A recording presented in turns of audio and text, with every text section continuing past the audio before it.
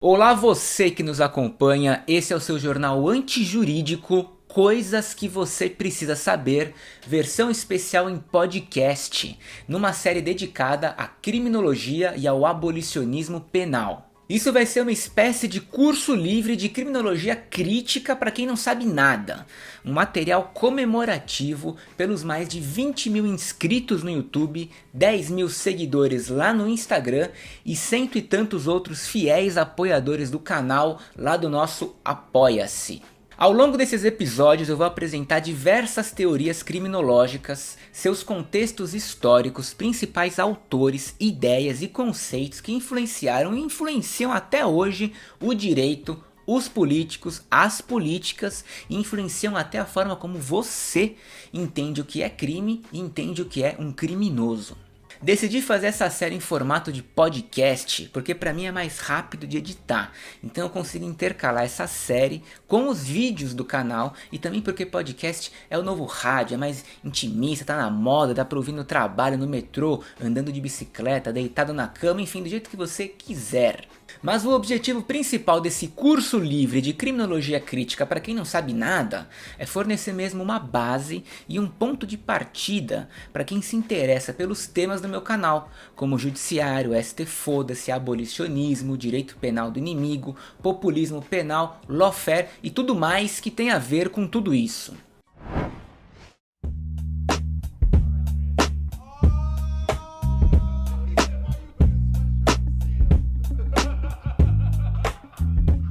E bom, como você pode imaginar, tem muita coisa para falar em um curso livre de criminologia, então escolhi um ponto de partida que vai ser a criminologia positivista.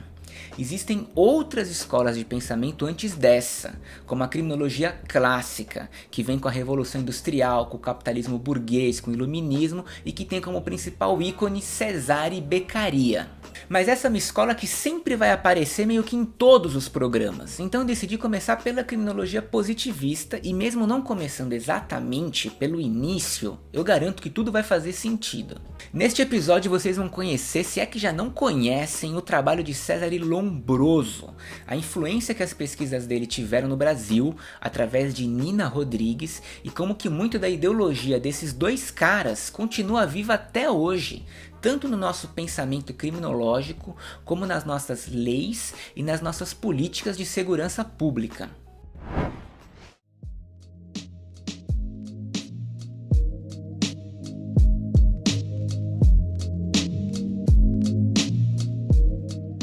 Então é o seguinte, para te contextualizar, nosso ponto de partida nessa jornada criminológica é o século XIX, uma época que aconteceu muita coisa. Pensa um dia que foi louco, imagina uma pessoa que conseguiu viver 100 anos durante o século XIX, portanto ela viveu o século XIX inteiro. Se essa pessoa estava na Europa, ela viu acontecer a Revolução Industrial, ela viu a invenção da lâmpada, do telefone, da locomotiva, ela viu a abolição da escravidão, o surgimento do marxismo, do espiritismo, do anarquismo, da psicanálise e da teoria da evolução.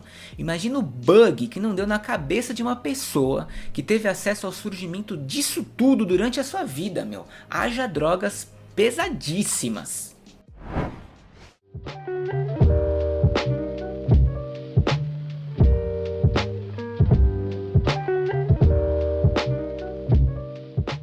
Mas enfim, nesse momento aí a criminologia que estava bombando era chamada criminologia positivista. Essa foi uma escola que elaborou diversas teorias patológicas sobre a criminalidade, ou seja, eram caras que estavam defendendo teorias biológicas e psicológicas para diferenciar as pessoas normais dos criminosos. Portanto, eles partiam de um rígido determinismo biológico. Eles pensavam, bom, os criminosos precisam ter alguma característica em comum. Por que uma pessoa se torna um criminoso e outra não? Só pode ser algum tipo de doença, um problema mental ou algo genético e hereditário. Então veja só você que a criminologia positiva não tinha como objeto o delito, o crime, mas sim o delinquente. E como naquela época já existiam as penitenciárias e os manicômios jurídicos, os delinquentes se tornaram um objeto de estudo clinicamente observável. Os pesquisadores tinham à disposição a população prisional da época e pensaram: perfeito, vamos estudar essa galera e ver o que eles têm em comum e descobrir se o crime é uma doença, se é genético, se é algo que eles comeram, se é da região que eles vieram, do clima, da temperatura, enfim, sei lá. Vamos descobrir o que esse povo tem de errado.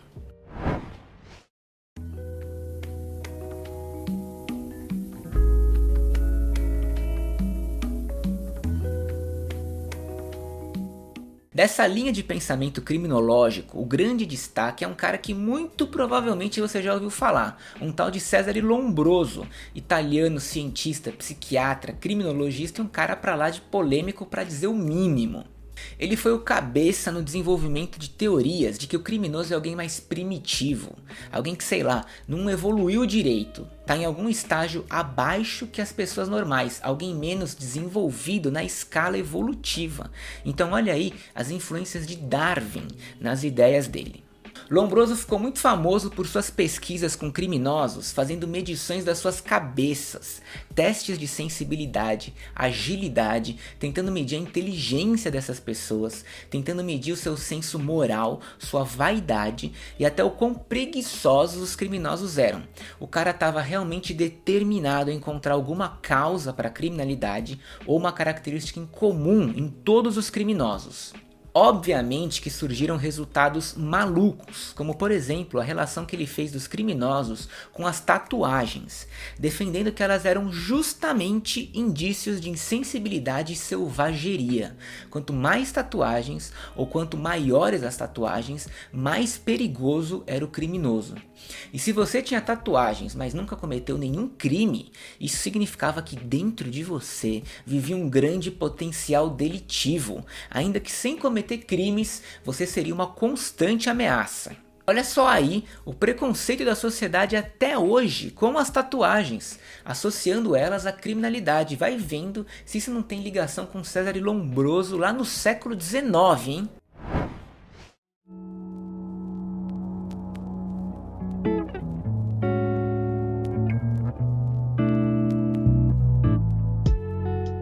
Agora pensa nisso.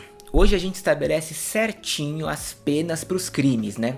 Quando uma pessoa comete um crime X, o juiz vai lá e, por exemplo, sentencia ela a 5 anos e 4 meses de prisão. Pronto. O perigo da criminologia positivista e essa ideia de que o criminoso pode ser tratado é que o direito deixa de ter penas fixas, entendeu? É como você ir ao médico com uma doença e ele falar para você: olha, você tá gripado, mas com esses medicamentos e esse tratamento você ficará curado em 4 semanas e 2 dias. Os médicos não dão essas estimativas certinhas, porque a eficácia do tratamento varia de pessoa para pessoa, de organismo para organismo, se a pessoa vai mesmo tomar os remédios certinhos e tal, e uma série de outros fatores. Mas voltando para os criminosos e para o pensamento positivista, da mesma forma, o criminoso só poderia ser solto quando os médicos e os psiquiatras julgassem que ele foi curado. Então, se dependesse deles, você ficava preso por sei lá quanto tempo. E se você não fosse curado, ou se de cara eles atestassem que você não tem cura, então era melhor te matar logo de uma vez. Não é à toa que o Lombroso era a favor tanto da pena de morte quanto da prisão perpétua. E mais, como eles estavam partindo dessa premissa que o crime é algo patológico e que, portanto, o criminoso podia ser curado, começaram a surgir novas funções para a pena. Ela não devia mais tão somente servir para reprimir os criminosos e dissuadir outros possíveis criminosos de cometerem crimes, mas também a pena deve ter essa função de curar, corrigir, reeducar os delinquentes.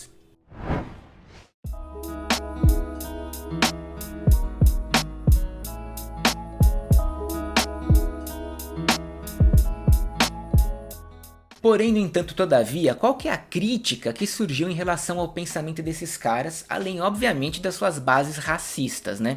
A crítica era a seguinte: cara, beleza, vocês estão estudando os presos, estudando os criminosos, em busca da cura para o crime, mas vocês são muito idiotas, bicho, porque esses indivíduos que vocês estão estudando clinicamente, eles são a clientela típica do sistema penal. Essas pessoas não representam todos os criminosos.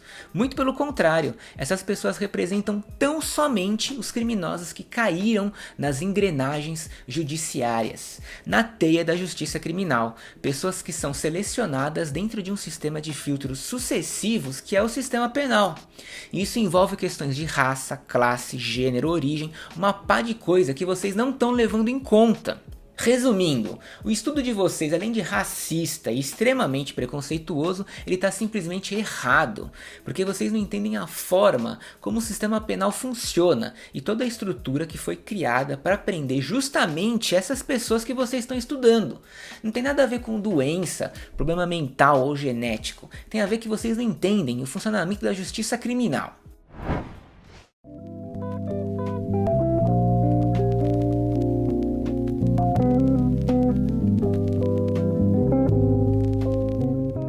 Só que olha só como que as coisas são e a influência que o positivismo teve aqui no Brasil, começando pelo slogan da nossa bandeira, que é uma abreviação do grande lema positivista: ordem por base, progresso por meta. Talvez fosse muito grande escrever isso na bandeira, então a gente deu uma abreviada para simplesmente ordem e progresso e tá bom mesmo. Mas quanto à criminologia positivista, o expoente disso aqui no Brasil foi um cara chamado Raimundo Nina Rodrigues, que foi um desses caras que eram tudo: médico, psiquiatra, professor, antropólogo, escritor e também muito racista para variar. Influenciado pelas ideias de Lombroso, Nina Rodrigues fez no Brasil seus próprios estudos e pesquisas e também concluiu que os africanos e as pessoas miscigenadas eram mais predispostos à criminalidade, chegando até em 1894 a publicar ensaios defendendo que deveria existir códigos penais diferentes para raças diferentes.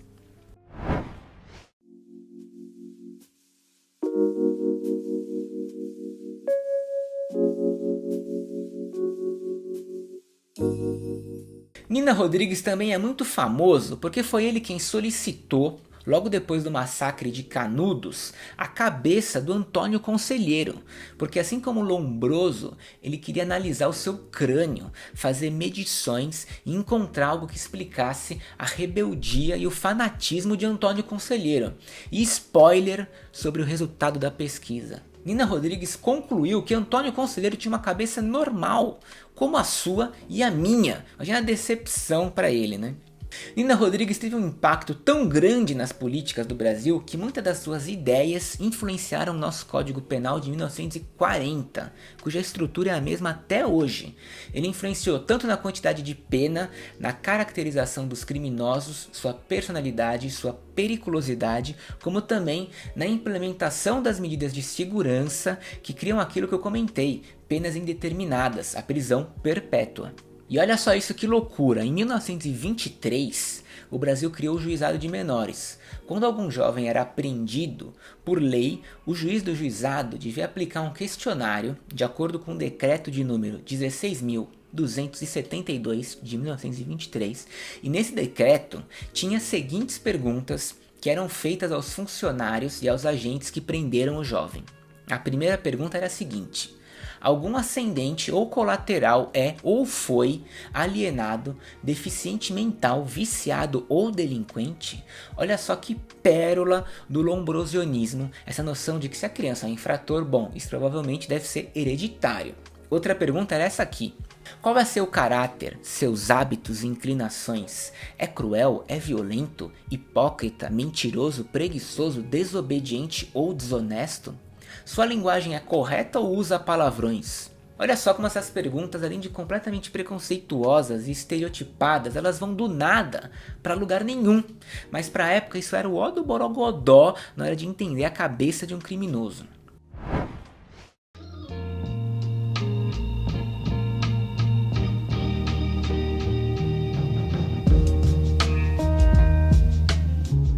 Trazendo para os dias atuais, a gente tem como exemplos a Lei 12.654 de 2012, que prevê a coleta e o mapeamento do perfil genético dos presos brasileiros. E também o Adélio dos Santos, o cara que deu aquela facada no Bolsonaro e que foi recentemente considerado inimputável por problemas psicológicos e agora só será solto quando julgarem que ele está curado.